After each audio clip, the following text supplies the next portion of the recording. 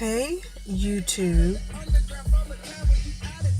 I'm gonna make my first, actual YouTube video.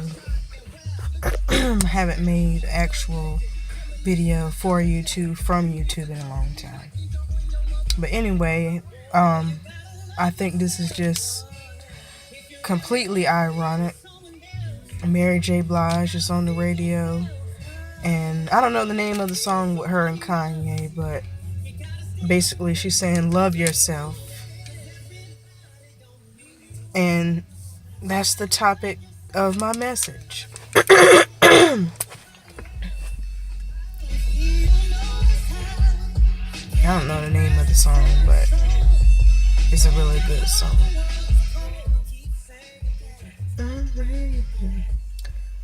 But I've been trying to reach out to young ladies on certain things, and even women my age. We might have a conversation, and some will start off saying, oh, I can't find the right guy, and things just never work out for me, and niggas ain't well, excuse me, but some women, they say men ain't nothing. But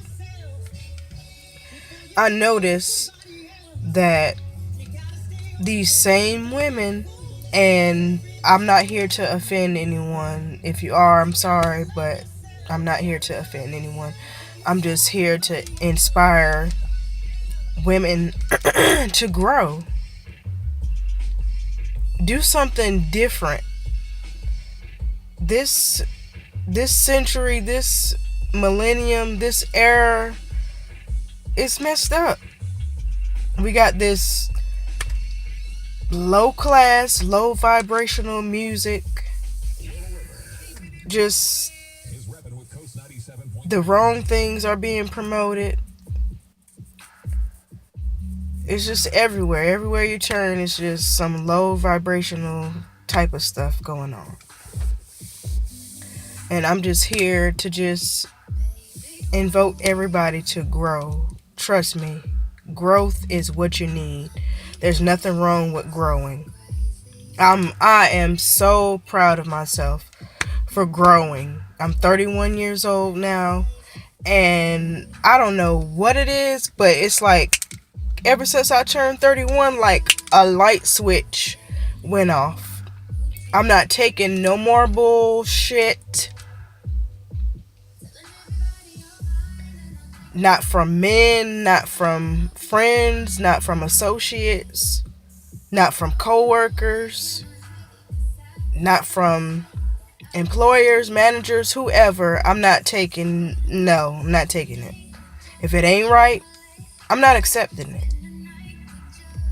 And I have grown a lot. I've been through some mess, but I had to come through the realization that was my fault. Because I didn't take the time to truly love and care for myself the way that I was supposed to.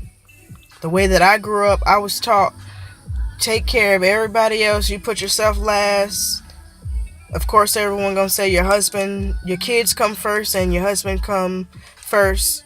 No. You have to take care of you. Self-care, self-love. You got to take care of you before you can take care of anybody else in this world. Or even show them love, help them, whatever. You got to take care of numero uno first. If your tank is this much full, how can you go and help somebody else? And your tank is here, almost on E. You can't. And then that's when you turn around and you feel used and abused and mistreated. No, you got to take care of yourself first. There was a time where I didn't know what to do with my life. I just, if anybody needed me to do something, I was right there. What else you need help with? You need help with this? You need me to run this errand? You need me to do this? You need me to do that? But it took me realizing those same people that I was there for, that I was helping, when I needed help, when I needed support,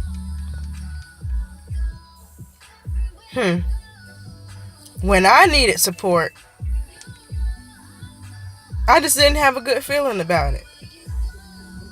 I went all the way in for these people. And I'm not just talking about one specific set of people. I'm talking about through my whole lifetime. So this ain't even a rant about, oh, this person did this to me. And no, it's not even about that.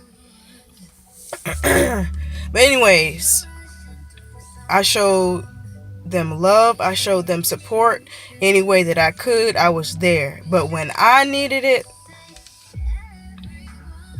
that woke me up. I woke up, y'all. I woke up. And I had to make some changes. And I'm so very proud of myself. I didn't know where I was going to go when I made those changes. I didn't know what I was going to do when I made those changes. I had to separate myself and continue to grow and work on myself. And I'm telling you, it was the biggest, greatest decision that I made in my whole lifetime.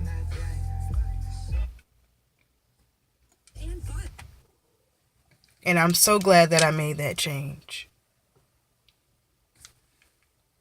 And all I can say is, for you ladies, grow. Continue to grow. I always say, one of the biggest, greatest things that could have ever happened to me was, something that was, it was sad. It was a loss of a family member. Somebody that was really close to me. Somebody that helped me grow. We all have those relationships. And I lost that person. But on the flip side, one of the best things that could have ever happened to me at that time was my husband and I having our second son, Emmanuel. After I lost my family member, of course I was completely sad. But when my husband and I found out that we were pregnant with our son, my whole world completely changed. I could no longer drink.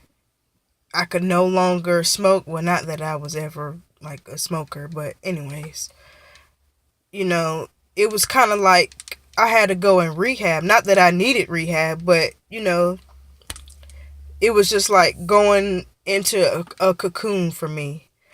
I couldn't drink, I couldn't smoke, I couldn't go out and hang out with my friends and drink and party. Couldn't do any of that.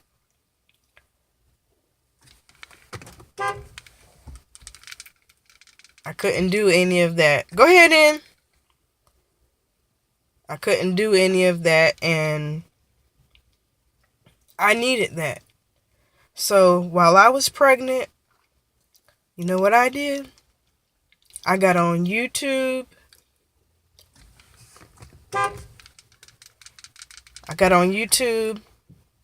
And I read books. I listened to audiobooks. Hey, little Duty. My daughter, she just got out of school. Hey, little Duty. You gonna go in the house? Huh? You gonna be with me? Okay, well I'm doing a YouTube video. This is real life right here. But yeah, as I was saying, I read books. I enlightened myself. And I will say reading for me has been life-changing, life-altering, life-changing. That was the best thing that I could do, was just start reading. And I think at that time... I can go back in the house now. Okay, give me a kiss. I love you. I love you, girl. At that time, see you later. At that time, I was really into like Christian books. So I think at that time, oh, she didn't close the door all the way. But at that time I was into like Bishop T.D. Jakes, Steve Harvey, Think Like a Man, Bishop T.D. Jakes, dang, I don't even remember the name of the book. But basically the book was about I think it was called Instinct. I think that was the name of it, Instinct. I think I have like a second copy of that book, and it don't even have the cover on it no more. But anyway, I have that like in my closet somewhere. But yeah, like I said, at that time I was reading a lot of like Christian books, but they were like inspirational and not like your normal Christian book. Like me, I love inspirational things. And at that time, um what is it? Instinct. It really helped. It was very inspirational to me, like I said. And at that time, I think the first Steve Harvey, Think Like a Man, or whatever the title of the book's called. Y'all know what I'm talking about. That first book came out, so I bought that book. And at that time, it helped out a lot. I was already in a relationship at the time, so I kind of like read the book, and then I kind of like looked to see what type of relationship I was in. And good for me, I was already in a good relationship with a man that truly wanted me and showed me in every way that he could, which is my husband. And I've gone through some things where I wasn't perfect. I still was, being young and dealing with ratchet situations, but I'll get to that maybe another time. But overall, that book helped me realize, okay, I'm in a good relationship, and other relationships that I had been in just were not right for me. Like I was saying earlier in the video, those relationships that are low vibrational, they're not built on anything. And I learned that you can be in a bad relationship and want to have a good, long lasting relationship all you want. But if that person doesn't want a long and real relationship with you, it's not going to happen. No matter how long you stay with that person, no matter how much you put up with BS, no matter how much you wish that they would change. And for my situation, it was the person just telling me what I wanted to hear because they were older and they're a manipulator, womanizer, but whatever. But so for me, that bad relationship that I was in, they manipulated me the whole way through. They told me what I wanted to hear. Anything that I wanted, they would pretend like they wanted it too. Like they would pretend like we were on the same place. We were on the same page. And we weren't. And it took me it took me years to realize that. Like I had to really learn